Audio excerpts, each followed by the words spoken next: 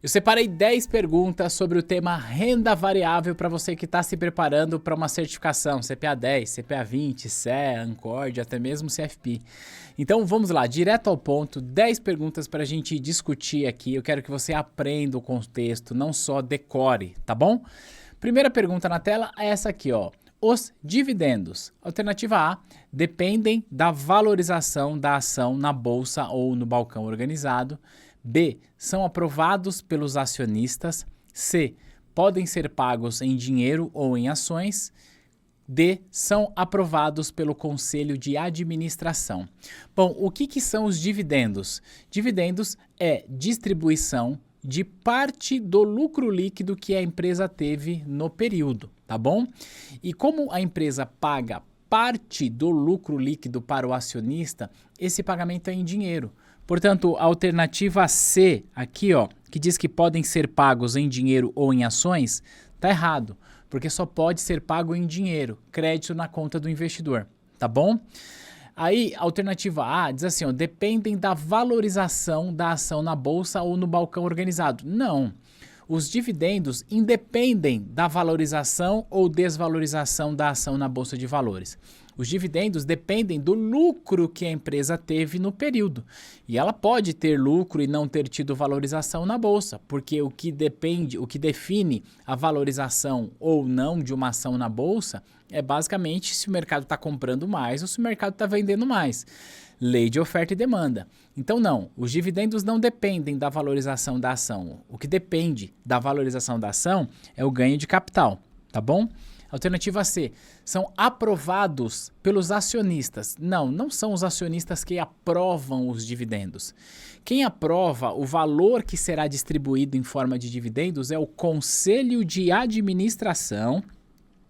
Portanto, aqui, ó, a alternativa D de dado é a correta, Conselho de Administração. Sim, é verdade que quem elege o Conselho de Administração são os acionistas, mas não é correto dizer que são os acionistas que aprovam o Conselho. Os acionistas elegem o Conselho de Administração, que, por sua vez, entre outras coisas, vai definir qual será o valor de distribuição de dividendos, quase que não sai aqui. Por isso, no meu simulado, alternativa D de dado. Vamos para a segunda sobre renda variável. Olha só. Um investidor comprou um lote de ação de uma empresa no dia 3/7/2024 e vendeu esse lote no mesmo pregão.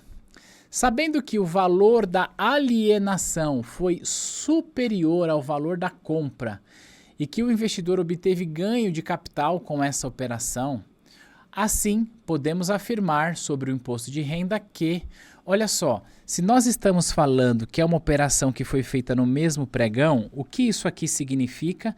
Significa uma operação do tipo day trade. Então, uma operação de day trade é aquela onde você compra e vende no mesmo pregão de negociação. E aí, qual que é a regra de tributação para quando a gente negocia day trade? Funciona assim, ó, é 20% que o investidor vai recolher via DARF, tá bom? E aí ainda tem aqui um dedo duro, que é uma antecipação de 1% que a corretora faz sobre o valor do lucro. Tudo bem? Essa é a regra, tudo bem? Alternativa A. Deverá ser pago pelo investidor a uma alíquota de 15%. Isso aqui está objetivamente errado, né? 15% se fosse uma operação chamada de operação comum, aquela que você compra num dia e vende no futuro. Aqui não, como é day trade é 20%.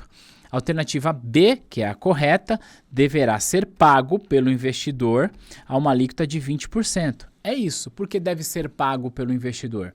Porque toda negociação no mercado de ações é recolhido pelo próprio investidor via DARF. DARF significa Documento de Arrecadação da Receita Federal. Então a alternativa B é a correta.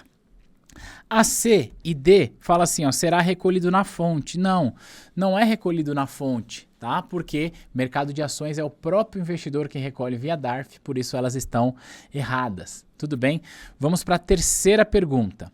Para sinalizar os limitadores de tendência de alta e baixa, respectivamente, dos preços das ações de mercado à vista, Um analista gráfico utiliza os indicadores de resistência e força relativa, suporte e força relativa, suporte e resistência, resistência e suporte. E aí, qual que é a resposta correta?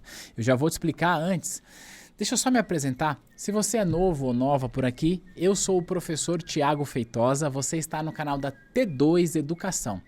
Eu dedico esse canal para ajudar você a passar nas principais certificações que o mercado financeiro tem, com aulas completas sobre os temas que caem nas provas e também com comentários de questões para que você possa aprender aqui. Se você é novo ou nova por aqui, se inscreve para não perder nenhum vídeo, tá bom? Se você já é de casa, já deixa aí aquele comentário, porque sabe que a gente entrega o máximo de qualidade nesse tipo de aula também, tá bom? Então, feito aí a apresentação, o convite para você se inscrever. Vamos lá, do que nós estamos falando aqui, ó? Analista gráfico. Analista gráfico é aquilo que nós chamamos de análise técnica. A análise técnica é quando um analista de mercado usa os gráficos para definir a tendência de movimento de preço. Nós vamos fazer o seguinte, para você entender de verdade, eu vou abrir um gráfico aqui para que você possa entender e aí eu vou mostrar alguns indicadores ali que podem ajudar você a ter a resposta correta, tá bom? Deixa eu só trazer o meu monitor para cá e colocar aqui na tela um gráfico. Vamos lá, deixa eu só pausar aqui. Bom, fiz um corte aqui que você nem percebeu, eis aqui um gráfico. Isto é um gráfico de análise técnica, isso que você está vendo aqui é um gráfico da cotação do dólar em relação ao real, tá bom? Vamos voltar na nossa pergunta. A pergunta diz assim, ó, para sinalizar os limitadores de tendência de alta e baixa, respectivamente, pelo preço das ações. Coloquei dólar, mas pode ser para qualquer ação. Então, o que a gente olha aqui? Ó? A gente olha os movimentos. Cada barra dessa aqui são chamadas de candle. Candle é vela, né? Então, ele imputa muita informação aqui nesse gráfico, tá? Mas como você pode ver, eu estou no tempo gráfico de um dia, então cada vela dessa aqui representa um dia de negociação. E aí o mercado, ele começa a olhar como que o mercado se movimenta em relação aos preços. E eu vou colocar uma linha aqui, ó, só para que você possa entender aonde a gente quer chegar. Olha só, coloquei uma linha aqui, nesse período mais recente, em relação ao dia que eu estou gravando, tá? Aqui. E vou colocar uma outra linha aqui embaixo também, ó, respeitando esse limite aqui. Em algum momento ele até passou, e nesse momento, inclusive, está buscando uma reversão aqui, ó. O que a gente tem aqui? A gente tem quase que uma caixa, né, que limita os preços, né? Eu tenho aqui o preço máximo aqui em cima e o preço mínimo aqui em cima nesse intervalo mais recente onde eu estou analisando. Então repara que o preço vem caindo, vem caindo, vem caindo, bate aqui e reverte, começa a subir, subir, subir, subir, encontra aqui um limite, bate aqui, começa a cair de novo e ele vai parar quase que no mesmo limite anterior. Bate no limite anterior, começa a subir, subir, subir, subir e ó, bateu aqui, caiu de novo. Então olha a questão, ó, vamos voltar nela. Limitadores de tendência de alta e baixa. Então olha só, o que seria limitadores, ó. Imagina aqui que eu tenho uma tendência de alta aqui onde eu estou passando o cursor. Repara que ele bate aqui e volta, então é o limitador. E aí, ó, começou a cair, bateu, subiu de novo, então é o limitador de tendência de baixa. E ele ficou navegando aqui dentro desse intervalo aqui de negociação, uma faixa de preço aqui do dólar diário. Tudo bem? Então, isso aqui é o que a questão está se referindo. Então, o que eu quero que você entenda é que assim, ó, quando eu olho aqui para cima e o preço está subindo, subindo, subindo, e ele bate num certo limite e ele volta, você concorda que ele está subindo, ele vai bater nesse limite, é como se ele encontrasse uma resistência, ele não consegue ultrapassar esse limite. Então é chamado de resistência, porque é uma resistência no mercado em deixar subir, tá? Então tá aqui. Isso aqui se observa em todos os períodos, tá? Então, quando a gente fala de limitador de tendência de alta, é a resistência. Quando bate na resistência e aí, ó, inverte e começa a cair. Quando ele está caindo, ele vai bater em um certo ponto e sobe de novo.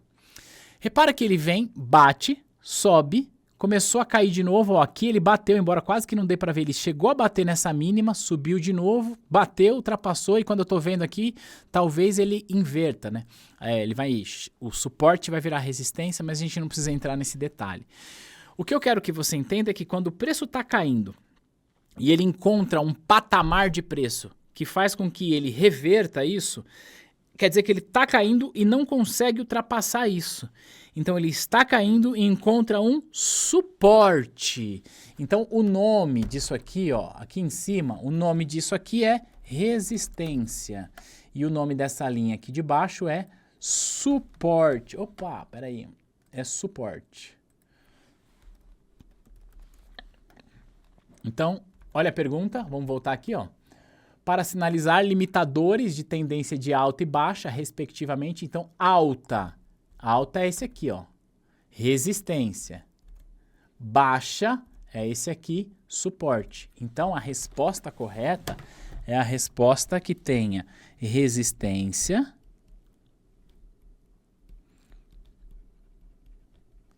e suporte, porque suporte é o limitador de baixa, como eu mostrei visualmente ali para você.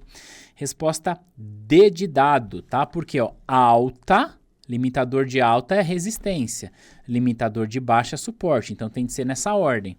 A alternativa C, ela está errada porque está invertido. Já a alternativa A e a alternativa B, ela está errada porque tem aqui o índice de força relativa, que eu nem mostrei para você.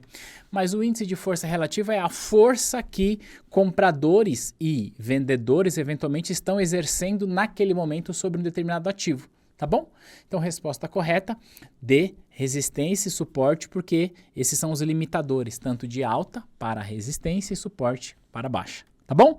Mais uma pergunta, ó. O direito de subscrição concede ao acionista a possibilidade de... Subscrição é um dos direitos que o acionista tem. Ele tem a possibilidade de, alternativa A, votar em assembleia? Não. Tá? O que dá direito de votar em assembleia é você ser um acionista ordinário, deter uma ação ordinária. A subscrição te dá o direito de comprar novas ações que a empresa vai emitir numa oferta secundária. Alternativa B, vender ações e assim não ter a sua participação diluída. Não, pera lá. Se eu vendo as ações, naturalmente a minha participação é diluída. Imagina que eu tenha 10% da empresa. Se eu vendi ações para você, eu vou ter menos do que 10%.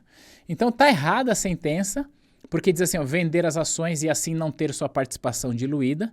Tá errado, porque necessariamente, objetivamente, quando eu vendo as minhas ações, a minha participação na empresa é diluída. Eu diminuo a minha participação.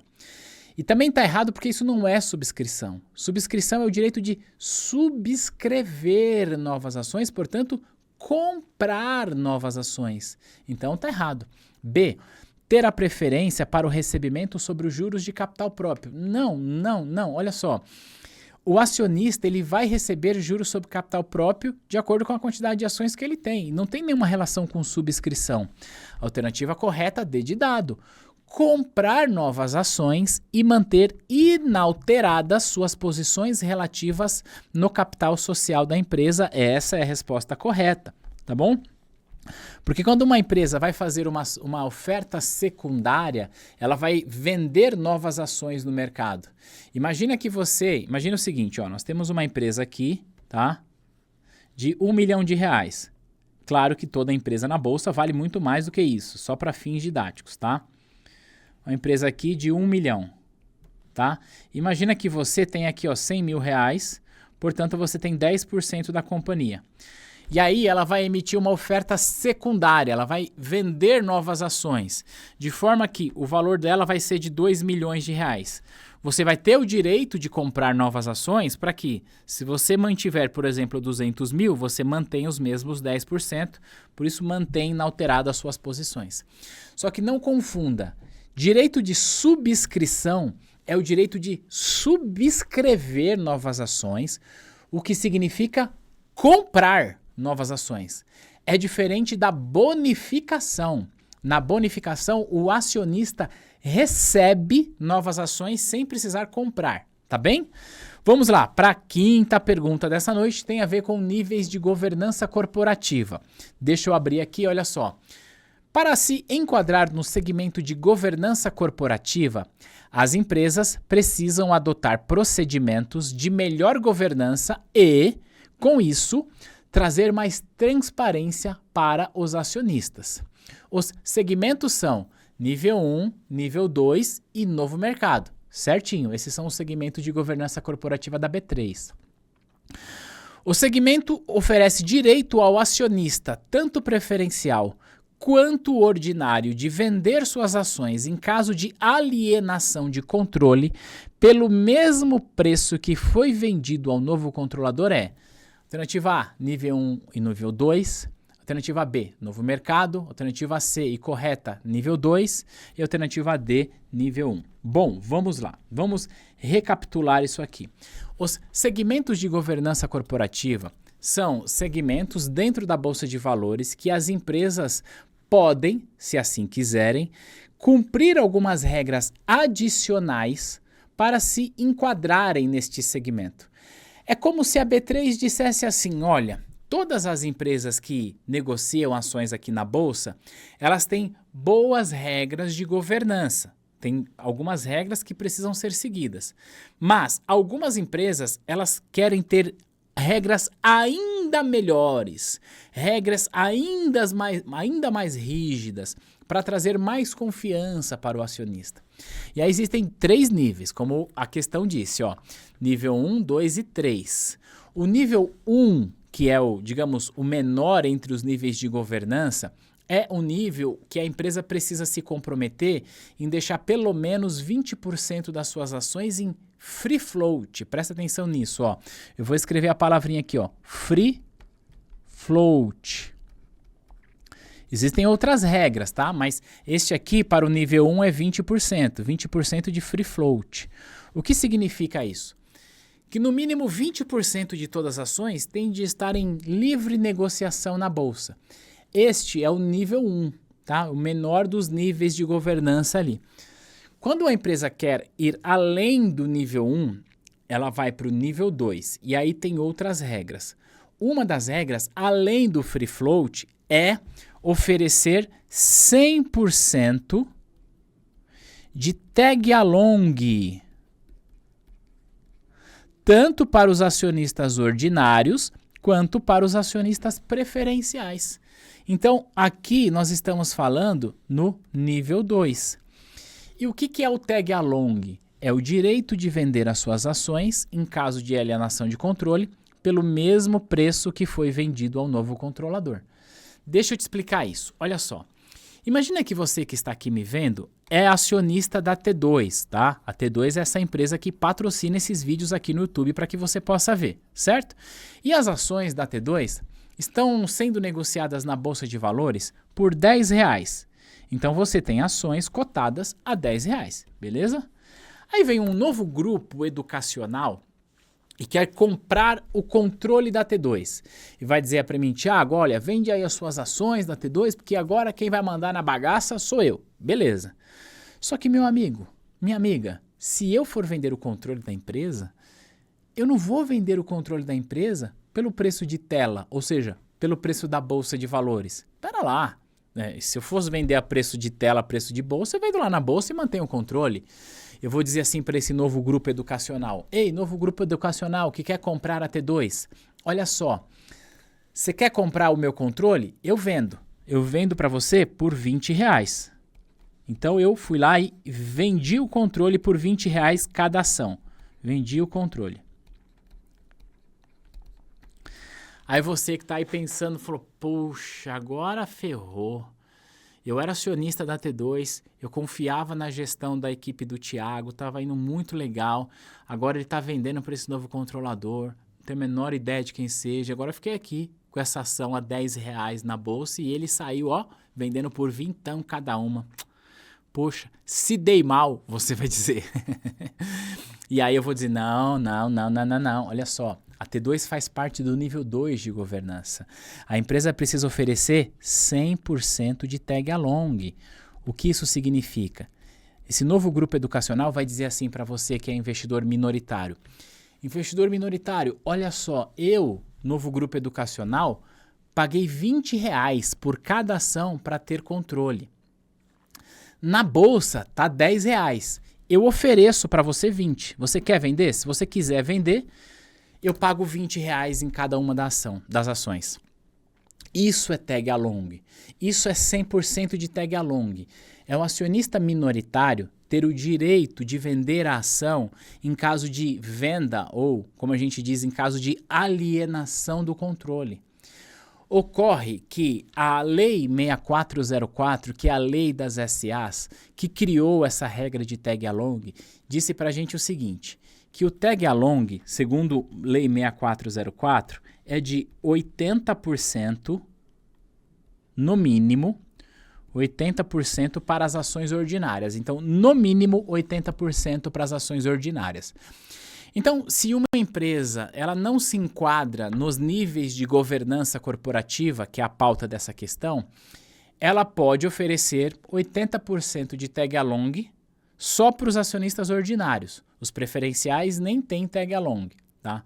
Mas, no segmento de governança corporativa, a gente vai dizer o seguinte, ó, que tanto os acionistas ordinários, conforme você está vendo aqui, ó, marca texto, quanto os acionistas preferenciais, eles têm não, deixa eu pegar aqui, ó, eles têm não 80%, mas têm 100% de tag-along, portanto, direito de vender as suas ações para o novo controlador pelo mesmo preço que o controlador anterior vendeu.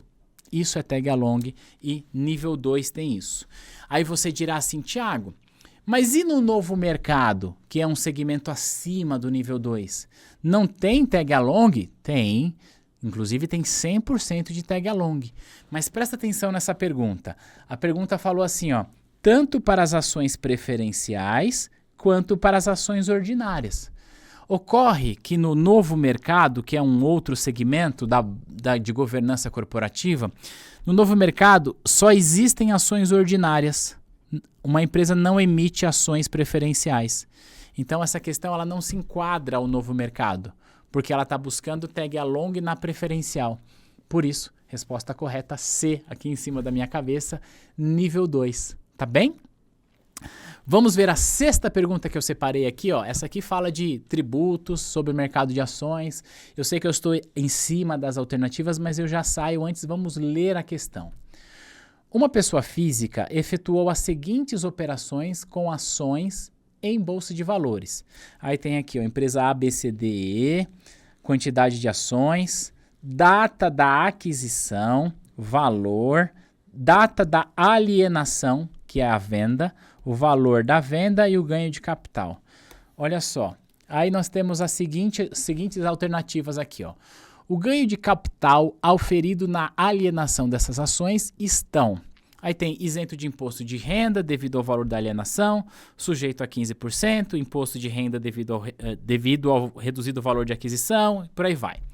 O que nós temos aqui? Olha só, o que importa para a gente é saber se é operação day trade ou se é operação comum. Essa é a primeira coisa que importa. Veja, aquisição em 2022, venda em 2023. Portanto, nenhuma delas aqui é operação de day trade. Todas são operações comuns, beleza? Então, não importa a gente ficar sabendo quantidade de ações aqui, empresa, nada disso a gente quer mais. A gente só quer olhar para cá, ó. Qual foi o valor total da venda? 33.200. Todas essas vendas aconteceram em qual período? Repara aqui, ó, abril, todas nos meses de abril de 2023, portanto, dentro do mesmo mês. Veja, o valor da venda foi 33.200 e ele teve um ganho de capital de 13.240. Então, vai pagar 15% sobre o ganho de capital. Fim. Sobre o ganho de capital, 15% de IR recolhido via DARF. Tendo, portanto, um dedo duro, nesse caso, de 0,005, tá? Recolhido, que é o IRRF, Imposto de Renda Regido na Fonte. É isso.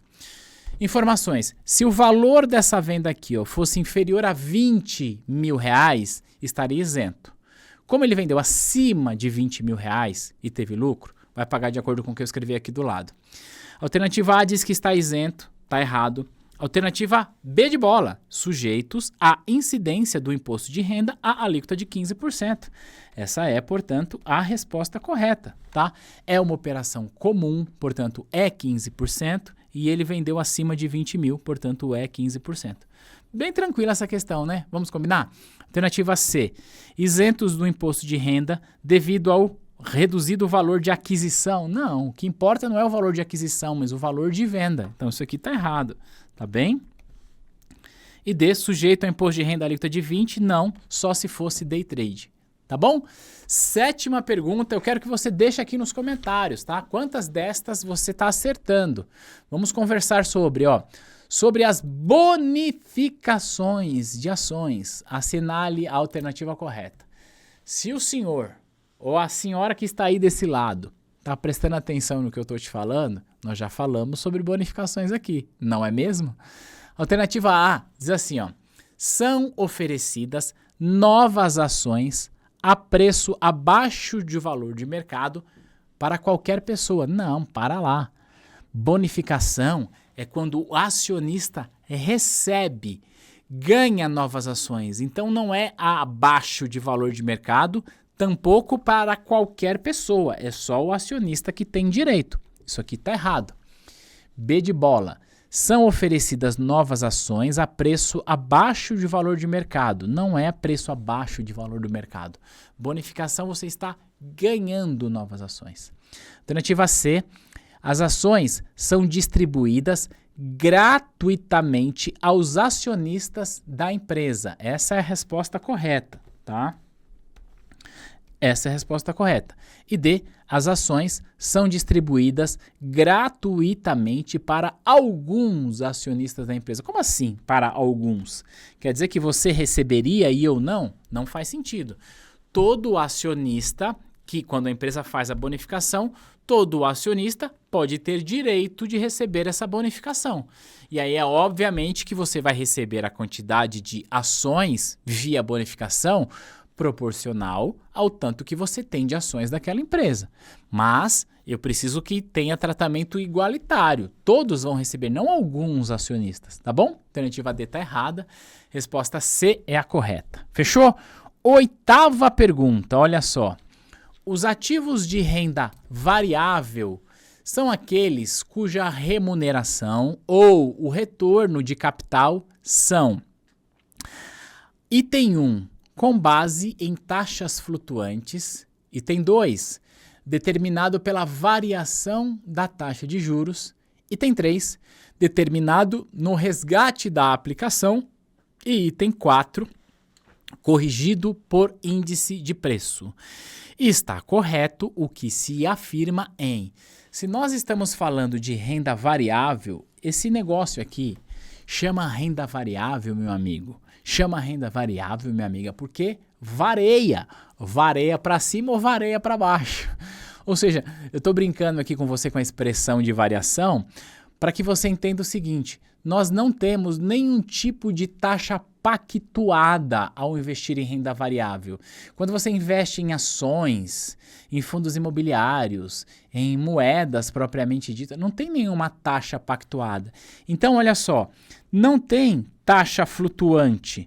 Taxa flutuante, variação de taxa de juros, corrigidos por índice de preço, esses 3 que eu risquei aqui, isso só existe no universo da renda fixa, não da renda variável. Portanto, o item 1, o item 2 e o item 4 estão errados, porque estamos nos referindo a fatores que existem só na renda fixa, tá bom? A resposta correta é o item 3, tá? Que o item 3 diz que é determinado no resgate da aplicação, quando você vendeu. Então, no meu simulado B, 3 apenas. Comprei uma ação por R$10, vendi essa ação por 15, ganhei. Essa foi o retorno do meu capital. Tá aqui, ó. Tá bom? Portanto, o item 3, determinado no resgate da aplicação. Podendo ser, inclusive, falando sobre quando eu recebo dividendos, né? Quando eu recebo dividendos, a empresa não fala assim, olha, eu vou te pagar 3% ao ano, 5% ao ano. Não, vou te pagar um valor aí. Independente de quanto você tenha pago pela ação, você vai ter aí um percentual em relação ao valor que você pagou. Mas a empresa diz, vou pagar R$1 de dividendo por ação, vou pagar 50 centavos de dividendo por ação. Tá bom, Quanto você pagou na ação lá atrás? E aí você pode até fazer a conta. Mas não é correto dizer que tem taxa de juros, que tem variação de taxa de juros, nem correção de índice de preço, tá bom? Ó, pergunta de número 9, que tem a ver com a carteira teórica do Ibovespa. O Ibovespa é o principal indicador de ações da Bolsa de Valores, né? E lá tem as empresas com maior volume de negociação na Bolsa de Valores. Alternativa A, alterada apenas uma vez a cada 6 meses. Não, olha só.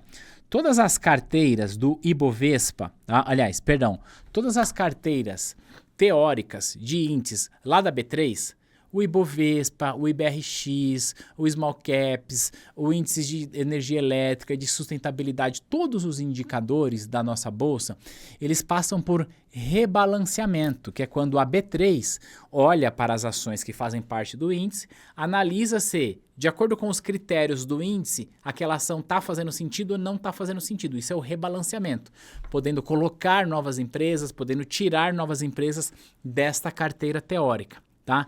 E isso acontece 3 vezes por ano, ou seja, acontece quadrimestralmente. Acontece em janeiro, aí vem janeiro, fevereiro, março, abril, certo? Ó, janeiro, fevereiro, março, abril, e maio tem um novo rebalanceamento. Maio inteiro, junho, julho, agosto, em setembro tem um novo rebalanceamento. Então acontece 3 vezes por ano, porque é quadrimestral, por isso eu fiz a confusão. Ou seja, é correto dizer que a carteira é alterada não uma vez a cada 6 meses. É correto dizer que a carteira é alterada uma vez a cada 4 meses, ou é correto dizer que a carteira é alterada 3 vezes no ano, tá bom? Então o item 1 está errado. A alternativa A. Definida somente a partir do valor de mercado das ações. Não é a partir do valor de mercado das ações. É a partir do volume de negociação, do quanto ela é negociada. É claro que existe uma correlação, né? As empresas muito negociadas normalmente são as maiores. Mas não é este o critério que a B3 usa para colocar ou não no índice. Alternativa C, composta por todas as ações negociadas na B3. Não são todas as ações, tá? São as principais. Só para você ter uma ideia, ó, aproximadamente 80% do volume financeiro que negocia-se na bolsa diariamente estão nestas empresas, que aí em termos de quantidade, a gente vai ter 65, 66, 67, 70, dentro dessa faixa, assim. Tiago, para minha prova, eu preciso saber quantas ações tem no índice? Não precisa, até porque tem esse rebalanceamento, então em um quadrimestre ela pode estar com 67, no outro quadrimestre com 68, mas o fato é que 80% do volume financeiro do que a gente negocia na bolsa estão nestas empresas que fazem parte do índice Ibovespa, tá bom? Então não são todas, mas as com maior volume. A alternativa D de dado é definida com base na negociabilidade das ações. Esta é, portanto, a resposta correta. Negociabilidade é o quanto que se negocia diariamente aquele papel, tá bom? Manjava dessa? Sabia a resposta? Vamos lá para mais uma pergunta. Ó, termo free float, eu até falei aqui para você nesse vídeo. Antes de fechar, deixa eu falar uma coisa. Se você está aprendendo essas questões, você vai aprender ainda mais se estudar com os nossos cursos completos. Aqui na T2 nós temos cursos completos para CPA 10, para CPA 20, para CEA, para Ancord, para o CFP, para o PQO e também para as novas certificações aí da Anbima a partir de 2026. E se você está no YouTube, o link está aqui embaixo para você se inscrever nos nossos cursos e você tem um cupom de desconto que é YouTube 10 para você ter 10% de desconto e vir estudar com a T2. A gente já ajudou mais de 110 mil alunos com os exames de certificação. Eu sei, eu posso ajudar você também. Então fica aqui o convite, o link está aqui embaixo. Fechou? Vamos fechar aqui essa pergunta sobre free float. E se você está atento ou atenta ao que eu venho dizendo nestes vídeos, saiba, eu já falei sobre free float. Alternativa A, as ações que se encontram em circulação, ou seja, aquelas que estão à disposição para negociação no mercado. excluindo-se as pertencentes aos acionistas minoritários da companhia e aquelas na tesouraria da companhia. Não, pera. As ações que pertencem aos acionistas minoritários, elas também estão à disposição para negociação, elas estão em livre negociação. Então, não vou excluir essas ações, tá?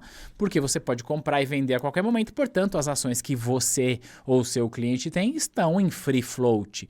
Então, a alternativa A, ela está objetivamente errada.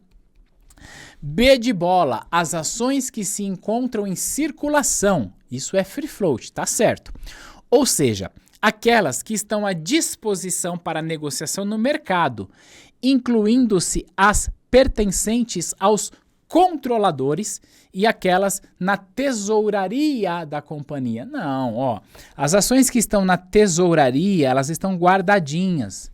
Elas não estão à disposição, não estão em negociação. E o que está na mão dos controladores também não. Então tá errado. Então, sim, é verdade que free float são as ações que se encontram em circulação, mas não inclui as que estão na mão dos controladores, tampouco aquelas que estão na tesouraria. Então tá errado. B, as ações que se encontram na tesouraria, acabei de explicar que as ações que estão na tesouraria não fazem parte, porque elas não estão em livre negociação. Por último, portanto, só pode ser a resposta correta, é a D de dado, que diz assim pra gente, ó, vamos ler o que está escrito. As ações que se encontram em circulação, ou seja, aquelas que estão à disposição para negociação do mercado, excluindo-se as pertencentes aos controladores e aquelas na tesouraria da companhia. Por quê? Porque as ações que estão na mão dos controladores não estão à disposição para negociação. Não vai comprar desta pessoa, certo? E o que estão na tesouraria também. Então sim, a gente exclui essas ações e tirando o que está na mão do controlador e tirando o que está na tesouraria da companhia, ou seja, guardadinho ali, isso é free float, é aquilo que está disponível para negociação mesmo que esteja em poder dos minoritários. Tá bom? Então, olha, essa é a última pergunta, a resposta correta D. Eu quero saber de você aqui nos comentários, destas 10, quantas questões você acertou e sobre qual tema você gostaria que eu respondesse questões aqui para o nosso canal. Lembra de checar a tua inscrição para você não perder nenhum vídeo aqui no canal da T2 e conferir a oportunidade que você tem para se inscrever nos nossos cursos completos. O link está aqui embaixo desse vídeo e eu te vejo no próximo material. Um abraço, tchau, tchau!